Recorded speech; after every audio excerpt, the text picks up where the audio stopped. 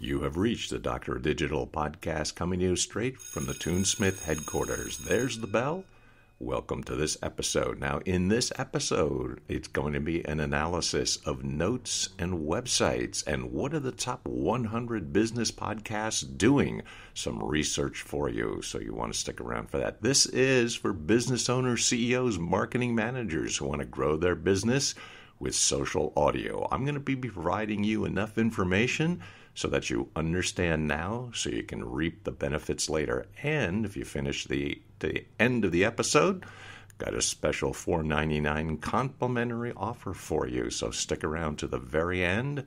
More on that at the very end. So for this episode, what I'm talking about are notes and websites and what do the top 100 business podcasts do.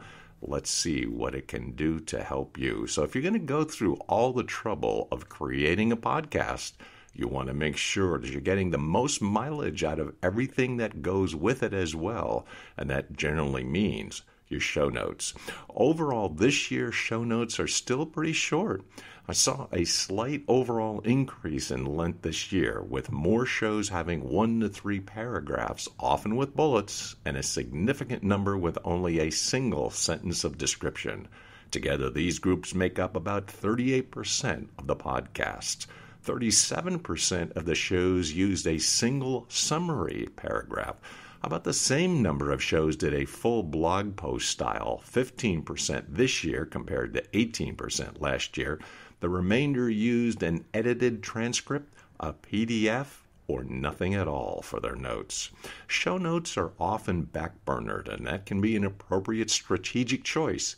If your goals for podcasting are more about the listening audience, it's fine and in line with the most popular shows to include pretty minimal notes.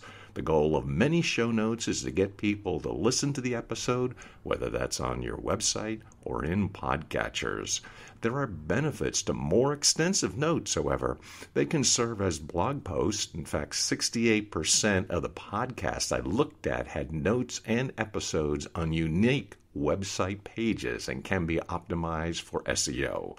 If you have the resources to really optimize your show notes, the benefits can be large. It's also the case that there are people, perhaps people in your audience, who just aren't into audio. Show notes, in this case, can be a way to serve them as well.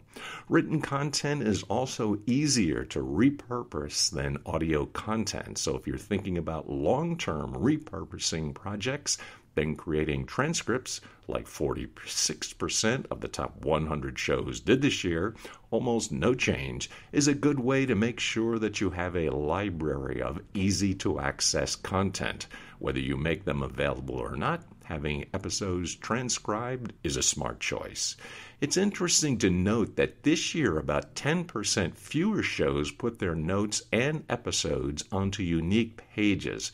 This might be because of a greater reliance on live streams and social media promotion of shows. A decent number of the top 100 really minimize the written and website-based elements of their shows compared to last year. This could indicate changing demographics of listeners. Websites aren't always the easiest to browse from phones, and a greater priority being placed on platforms like YouTube. Interestingly, there were a few more shows this year that had 100% unique standalone sites for their podcasts, a website with podcast content, and not much else. This might mean that there are more shows in the top 100 that are running their podcast as a business rather than to support one. As a rule, creating a unique website for your podcast isn't a great investment of your time, since most B2B shows ultimately want more people on their websites signing up and getting more information. So, what are people including with their show notes? Lots and lots of social links for people to use to get in touch with the hosts and the show proper. Many are also using show notes space to link to sponsors, opt-ins, and resources mentioned. A strong segment also included related episodes to make it easier for people to binge listen. Surprisingly, few people link to guest resources beyond how to contact with them on social media. I wouldn't recommend that. Backlinks are a good courtesy to provide when a guest joins you for a show.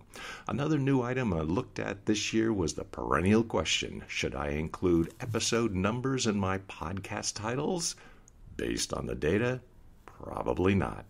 34% of shows use episode numbers in the players. Likewise, many people include the guest name for SEO purposes, but fewer than half of podcasts that had guests did so. This might be because devoting SEO juice to guests isn't as useful as keeping it focused on your topic keywords, and it's not likely you'll make it higher on the list than the guest's own website, or it might be because the title space is precious and should be used on the meat of the episode rather than the guest. Well, that's all for this particular episode, and that's it for now. However, stay tuned for another episode because I'm going to be talking about on-site promotion choices for podcasts, another important area to look at. Well, if you've made it through the entire podcast episode, that of course means that you qualify for that $4.99 value, a free complimentary website analysis versus your competitors. That's right, you're now qualified. You can get a hold of me at 619-389-3636 for more details, or contact Mick, as in Jagger, except he makes more money. Mick.Smith at WSI World. We simplify the internet, WSIWorld.com. Until next time, there's the bell. We're out of time for this episode. Till next time, Deus Volt.